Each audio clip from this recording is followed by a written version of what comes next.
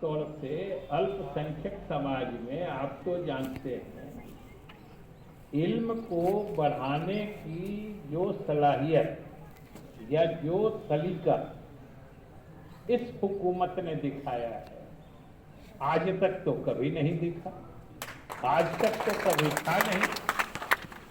आज तक तो सिर्फ सोच की हदबंदी कर दी जाती है, जो आपके साथ भी हमने बातचीत में कहा।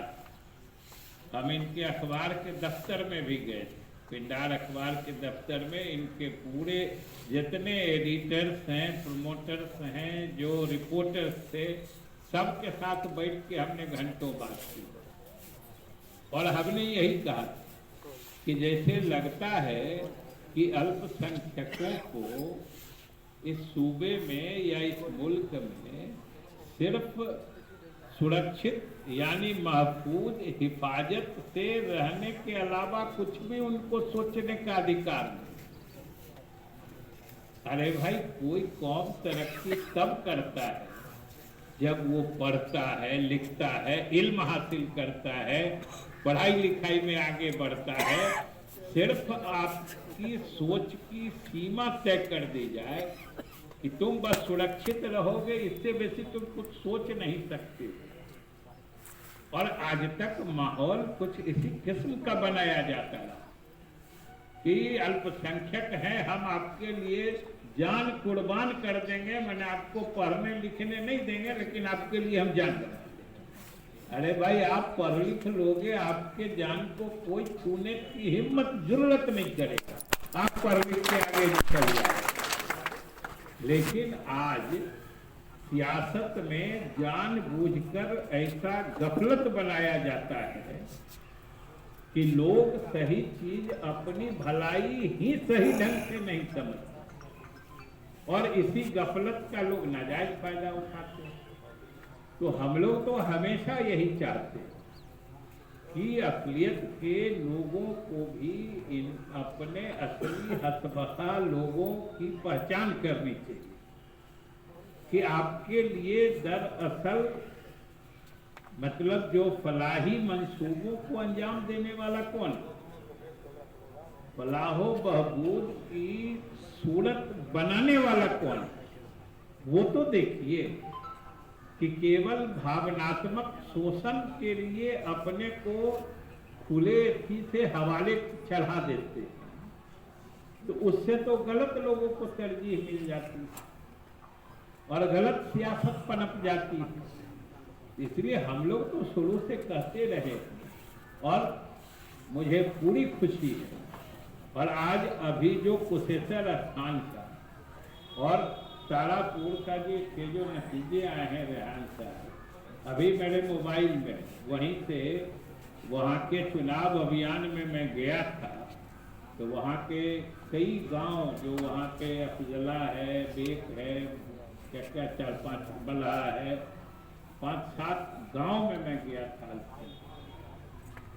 और लोगों ने आगे बढ़ के कहा कि अब हो गया, बहुत दिन हम लोग आंख मूंद के बिना सोचे समझे पीछे चलते रहे, लेकिन अब हमारे लिए सोचने वाला कौन है, हमारे लिए हमारे हित में काम करने वाला कौन है, ये हम लोग अब सोचेंगे, देखेंगे और उसी मिजाज से वोट डालेंगे। तो हमने कहा कि भाई, हम तो इतने कहने आए, हम कभी नहीं कहते हैं कि आप तिरछा को वोट दे दीजिए, हम तो इतने कहते हैं कि वोट देते समय आंख बंद करके दिल पर हाथ रख के सोचिएगा, पीछे नजर घुमा जो आपके भलाई के लिए काम किसने किया, आपके बच्चों में इल्म की रोशनी किसने फैलाई, आपके बच्चों को, खास के बच्चियों को इल्म के मामले में आगे बढ़ाने का काम किसने किया है, ये तो आपके सामने, नजर के सामने है। आपके लिए गांव देहात जहां भी आप बसते हो, आपका जीना आसान किसने किया है। आज सड़कें बनी हैं, बिजली रहती है, पानी मिलता है, गांव देहात सब में अल्पसंख्यक समाज के लोग भी जहां रहते हैं, तो आपका जीना आसान किसने बनाया है? हम कहें कि हम वोट नहीं मांगते हैं, खाली आप वोट देते समय दिल पर हाथ रख के इतना सोचिएगा और आपकी उंगली तो अपने आप तीर छाप पर पहुंच जाएगी। खाली दिल का सुनिएगा, दिल के साथ बेईमानी मत करिए। दिल का सुनिएगा, आपकी उंगली सही जगह जाएगी। अपने दिल के साथ बेईमानी करिएगा, भाई आपकी उंगली कहीं भटक सकती है। और उंगली भटकती है तो सियासत भटकती है, सियासत भटकती है तो समाज भटक जाता है। इसलिए समाज को सही रास्ते चलने के लिए सियासत सही होनी चाहिए, और सियासत सही हो इसके लिए सही सोच समझ के हिसाब से सही काम करने वालों को सियासत में आगे बढ़ाना चाहिए। और यही तो असली काम होता है, यही तो जमहूरियत का पैगाम भी होता है कि सही काम करने वालों को आगे बढ़ाइए। इसलिए आज जो हमको बताए हैं वो कार्यक्रम हमको शाकिर साहब ने बताया है कि इस इलाके के हमारे बहुत सारे लोग, जिसमें अल्पसंख्यक भाई लोग भी हैं और भी दूसरे समाज के लोग हैं, सब लोग जहाँ जहाँ पिछले समय में जहाँ से भी जुड़े थे सियासी मामले में, सब छोड़ के आज जनता दल यू में शामिल हो रहे हैं। हम उनका इस्तकबाल करते हैं, अभिनंदन करते हैं, और सब लोग इतने हम कहते हैं कि भाई आप एकदम पुख्ता दिल से आइए, मजबूत दिल, जो आप सही काम कर रहे हैं, क्योंकि आप यहाँ से निकलिएगा, हो सकता है कि आपको भरमाने वाले, जिनकी दो नंबरी सियासत लगता होगा कि जो अब उसकी जड़ उखड़ रही है, हो सकता है मुसरी घरारी चौराहा पहुँचते पहुँचते कोई बिना फीस के सलाह देने वाले मिल जाए कि भाई ये क्या किया, वही पहचान लीजिए। वही लोग समाज में को गलत रास्ते ले जाने वाले।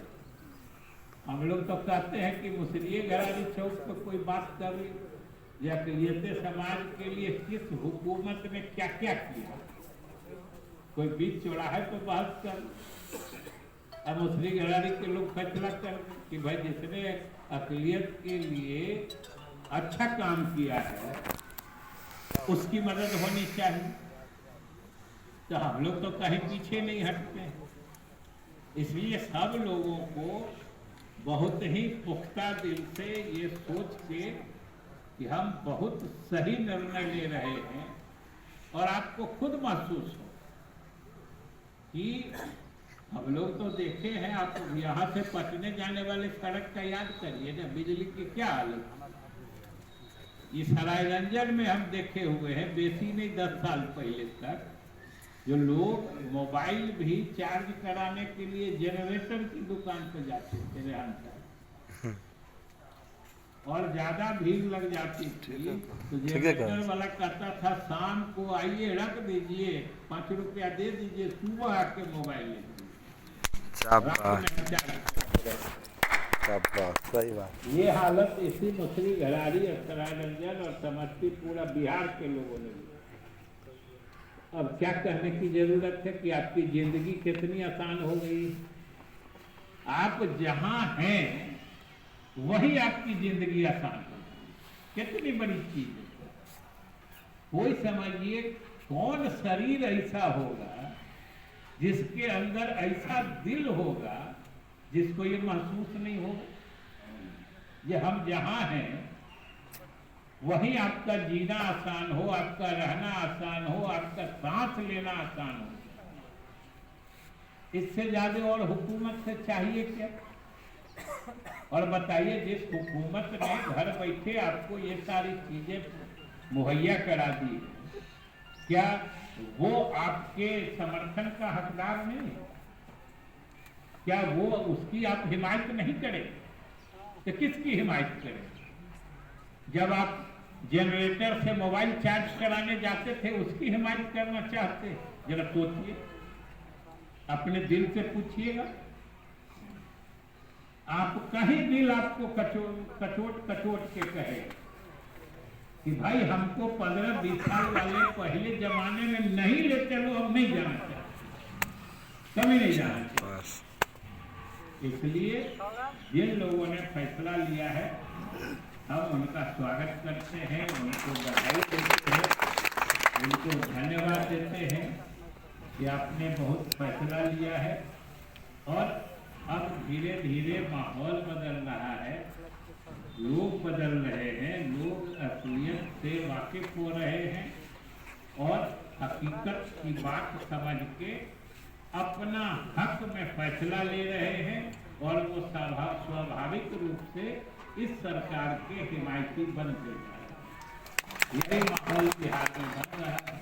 इसलिए आप सबों को, अभी तो हम लोग का छठ पर्व है, आप सब जानते हैं कि हिंदुओं में, हम लोगों में, जैसे आप लोगों में रमज़ान और बकरीद जो भी पर्व होते हैं महत्वपूर्ण, हम लोगों में भी महत्वपूर्ण पर्व है। और हमको तो व्यवहारिक दृष्टिकोण से हिंदुओं में सबसे महत्वपूर्ण और प्रासंगिक, जो आज भी हर माने में वैज्ञानिक, साइंटिफिक, सूर्य भगवान की हम लोग पूजा करते हैं। और हमारी समझ से तो अभी पूरे पृथ्वी पर ब्रह्मांड में कोई एक जिंदा भगवान है तो उस सूर्य भगवान।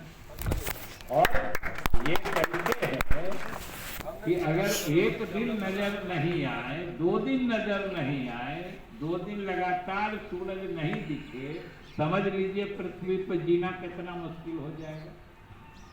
ये तो जिंदा भगवान। हम लोग सब लोग तो सब दिन से प्रकृति को पूजते आए, इसलिए आज छठ पर्व की एक तरह से विधिवत औपचारिक शुरुआत है। वैसे तो कल से ही है। आप तमाम लोगों को हर छठ पर्व की शुभकामनाएं देते हैं। और दोनों हैं, इसमें तो भगवान भी हैं, छठी मैया भी हैं, सूर्य भगवान भी हैं।